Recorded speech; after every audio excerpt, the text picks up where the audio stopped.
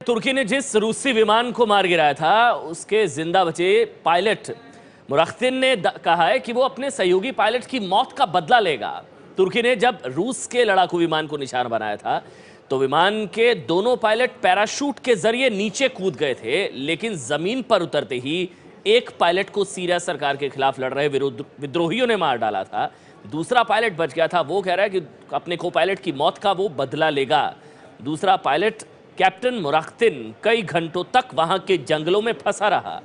बाद में सीरिया की स्वायत्त टीम ने एक ऑपरेशन कर इस पायलट को आखिरकार बचाया और इस पायलट के मुताबिक रूसी विमान को गिराने से पहले तुर्की के लड़ाकू विमानों ने ना उनसे कोई संपर्क किया और ना ही कोई चेतावनी दी, क्योंकि ये तुर्की की तरफ से कहा जा रहा था कि कई वार्निंग्स दी गई थी कि हमारे एयर स्पेस को वायलेट कर रहा है ये विमान। कई बार चेतावनी दी गई थी, उसके बाद हमला किया गया था। लेकिन जो को पायलट हैं उनकी तरफ से, कैप्टन मुरख्तिन की तरफ से कहा जा रहा है कि तुर्की ने लड़ाकू विमानों से ना कोई संपर्क किया और ना ही कोई चेतावनी दी।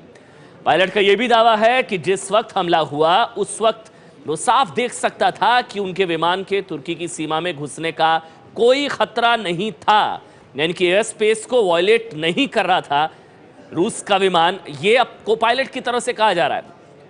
कैप्टन मुरख्तिन ने कहा है कि वो चाहता है कि उसे फिर से सीरिया में ही लड़ाकू विमान उड़ाने की इजाजत मिले, जिससे वो इस हादसे में मारे गए अपने सहयोगी पायलट की मौत का बदला ले सके।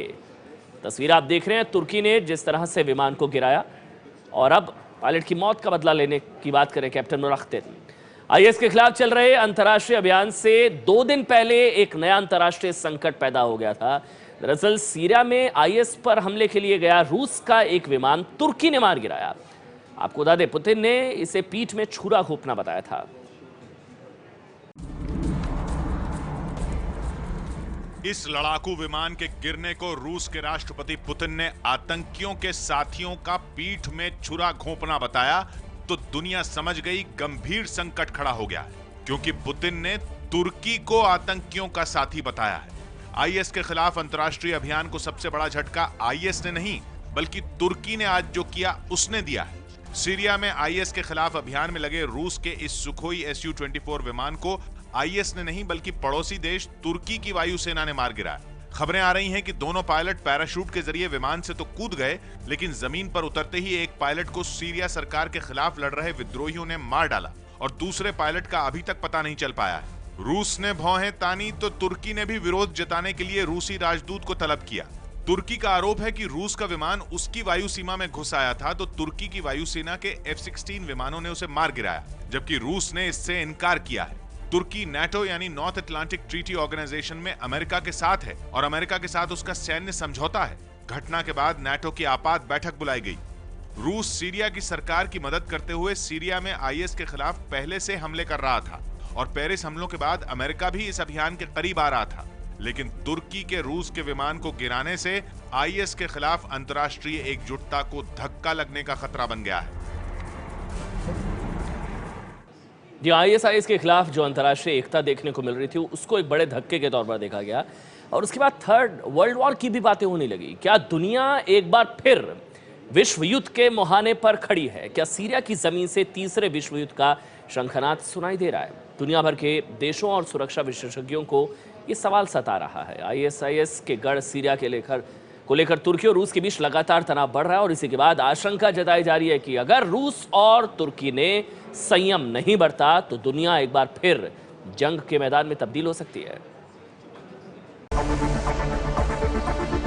तीसरे विश्व युद्ध की बात क्यों हो रही है?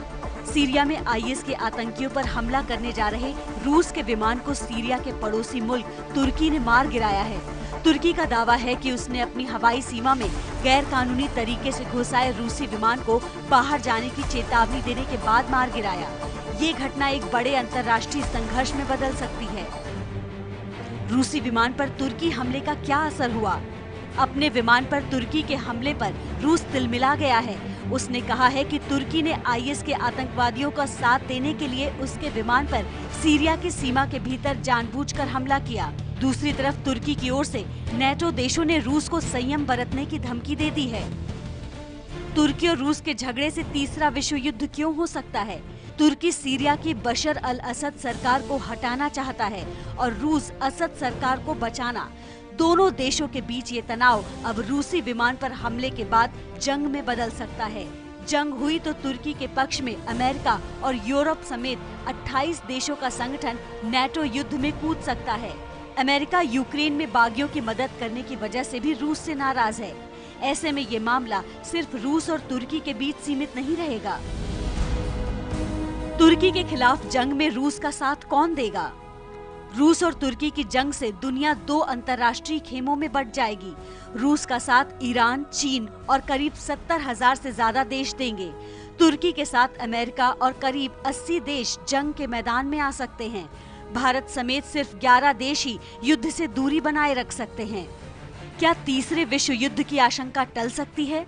अमेरिका यूक्रेन और तुर्की के मामले में रूस के खिलाफ है, तो दूसरी तरफ सीरिया में आतंकी संगठन आईएस के खिलाफ लड़ाई में रूस के साथ। ऐसे में बिना अमेरिका की मर्जी के कोई जंग नहीं हो सकती।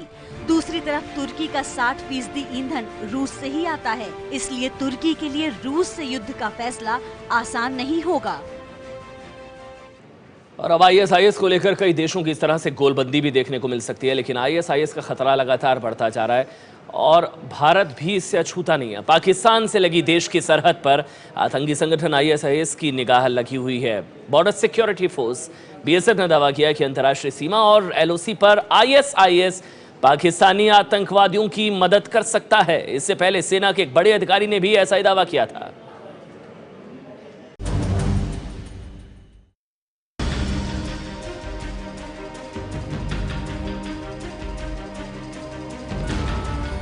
पहले इराक और सीरिया, उसके बाद पेरिस और अब ट्यूनीशिया। आतंकी संगठन आईएसआईएस एक के बाद एक कई मुल्कों में अपनी दहशतगर्दी फैला रहा है। आईएसआईएस के निशाने पर भारत भी है। भारत में घुसने के लिए वो पाकिस्तान से लगी सीमा को अपना रास्ता बनाने की कोशिश में है।